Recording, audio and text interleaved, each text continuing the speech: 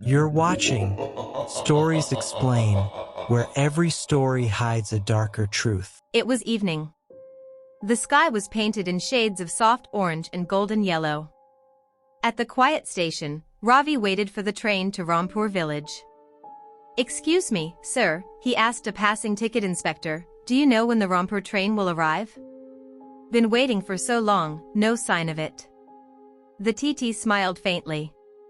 "Ah, Rampur train? It'll come shortly. Trains here, sometimes on time, sometimes late. Don't worry, son, you'll get there." With that, the inspector walked away, leaving Ravi to return to his wooden bench. A little later, the train arrived. It wasn't crowded, barely 3 or 4 passengers inside.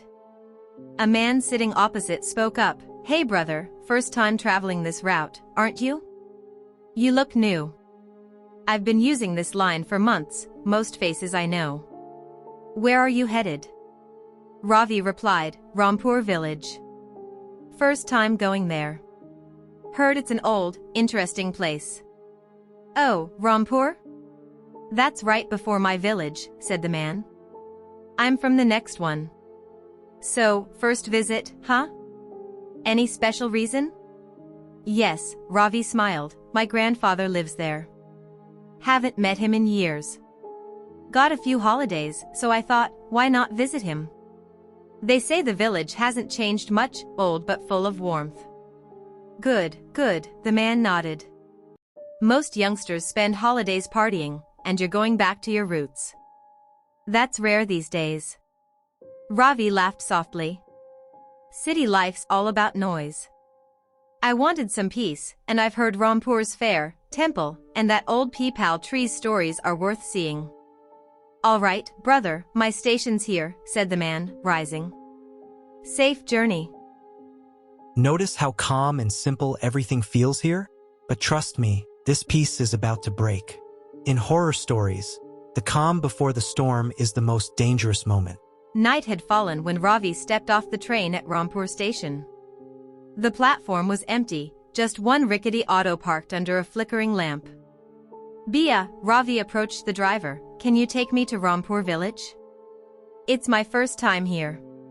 My grandfather lives there, I really need to reach tonight." The driver frowned. "Rampur? At night?" He hesitated. "Brother, that road isn't easy.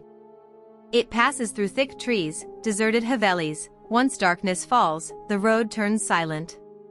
People usually avoid traveling there after dusk." Ravi chuckled nervously. "You're making it sound scary, Bia. I'm just visiting my grandfather. Every village road feels lonely at night. Please, I'll pay whatever you ask." The driver sighed. "All right. Truth is, I've had no customers all day. My kids are hungry at home. I'll take you, but remember, I don't like that route." Ravi nodded, and they started their journey through the dark countryside.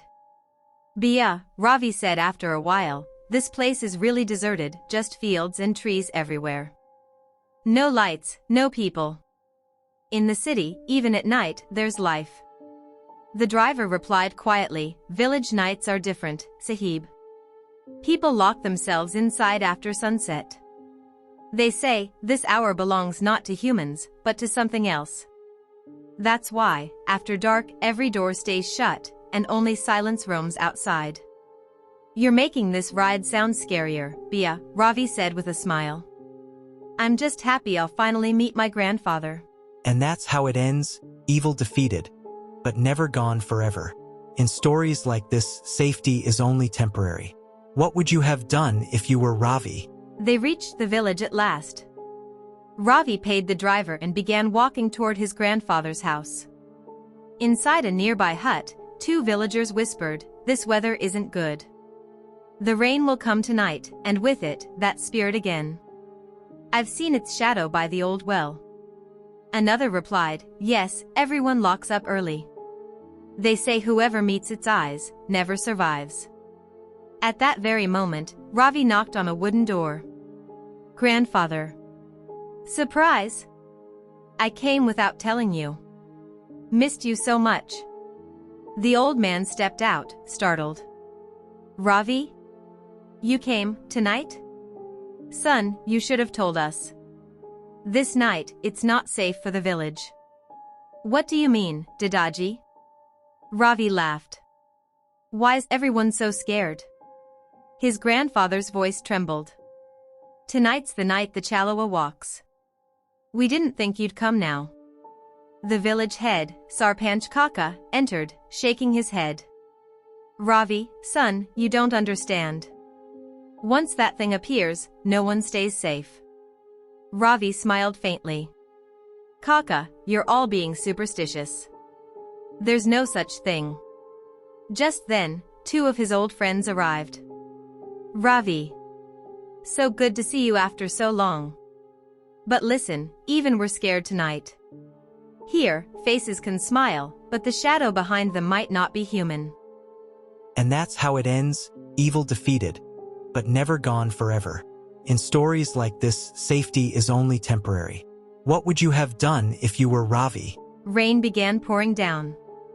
Ravi's friends advised him, don't go out tonight, no matter what happens. The night deepened. Ravi couldn't sleep. Standing by the window, he saw lightning strike a nearby tree. It burst into flames. Then, through the rain, he spotted Maya, his friend, walking alone toward the old well. He ran after her. Maya. Wait. But she didn't respond.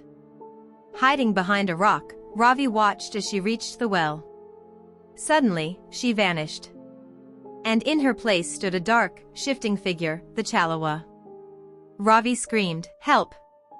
Someone help! It took Maya. He rushed back home, panicked. Grandfather. The spirit, it took Maya. I saw it with my own eyes, it smiled before she disappeared.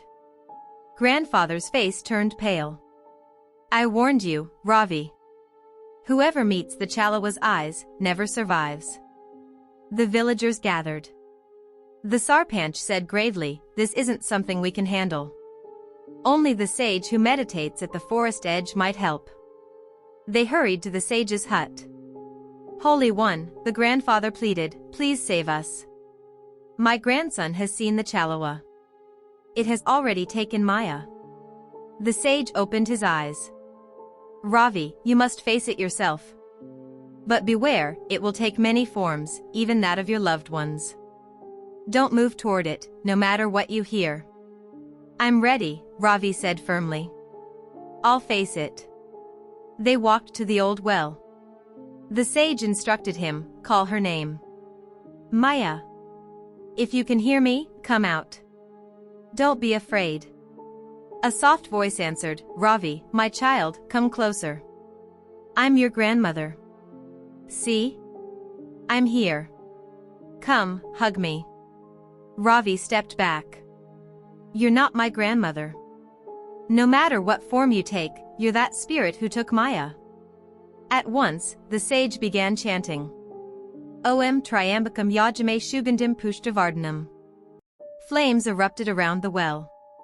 The spirit screamed and vanished into ashes. The sage whispered, the village is safe, for now. But remember, never return to this place again. Ravi bowed deeply. If you hadn't been here, none of us would have survived tonight. And that's how it ends, evil defeated, but never gone forever. In stories like this, safety is only temporary. What would you have done if you were Ravi?